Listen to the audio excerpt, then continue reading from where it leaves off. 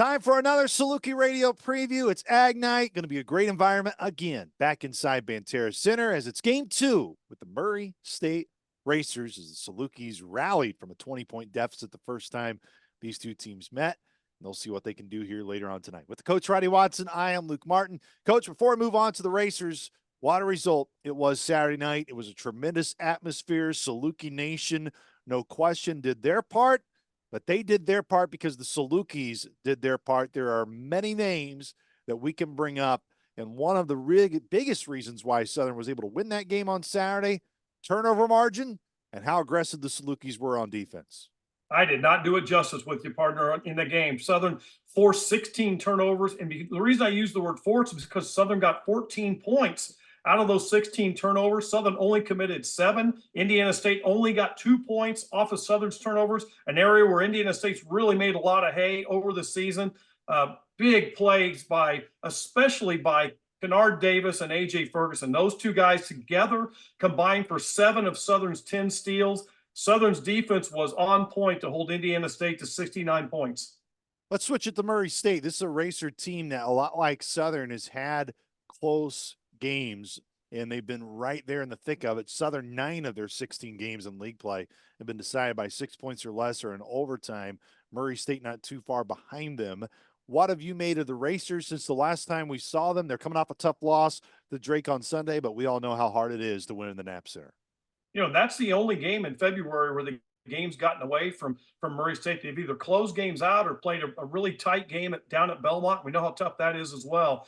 Murray State's got scores, man. They can get points, especially out of their guards, but Nick Ellington as well as a scoring forward inside. Quincy Anderson is the one that's been he's been the interesting piece. Against SIU, when we played the last time, he played 26 minutes, but didn't seem like he was on the court much in the second half. He had only 2 points, a guy that's averaging 15. The thing about it with Murray State, when you have good guards, you can get scoring from different positions. So Murray's got a team that can really put pressure on other teams with their ability to drive it and score it. They shoot well from 3, but they don't shoot a lot. About a third of their shots come from the arc, but they're very efficient inside the 3-point line. Brian Moore has been out since that Belmont game. He hasn't played. He changes the complexion a bit for the Racers, which now puts a lot of pressure on Jacoby Wood. Jacoby Wood, Coach Watson, nearly had a triple-double against Missouri State. He was 2 rebounds short. He had over 10 assists, scored in the double figures. How's Jacoby Wood almost mirror? I don't want to say he's totally mirrored Xavier Johnson what he does, but in terms of what's on his plate, there's a lot on Jacoby Wood's plate too. There sure is. And here's the interesting thing, and we saw this again, kind of going back to the last game. Xavier's used to playing 40 minutes. And we've seen what happens in the last 4 minutes. A lot of times when you're logging that many minutes, a lot of players aren't used to all of a sudden playing heavy minutes coming down late and doing it back to back to back. So what you get done in maybe one time playing big minutes as opposed to stacking 2 and 3 and maybe 4 and more in those long minutes on your legs become a lot different. We saw Isaiah Swope as an example, tremendous player, has every right to think that he might be a first teamer, but man, in that game, especially without Julian Larry, he had to change his role from a scoring guard to a point guard. Couldn't help but think the legs had something to do with it. Wood's a really good player, and we'll see how he handles big minutes as well. What is a role like right now as a coach where you got to flush what happened on Saturday? You got to refocus because this game Wednesday night with the Racers is just as important, if not more important, when you look at the grand scheme of things.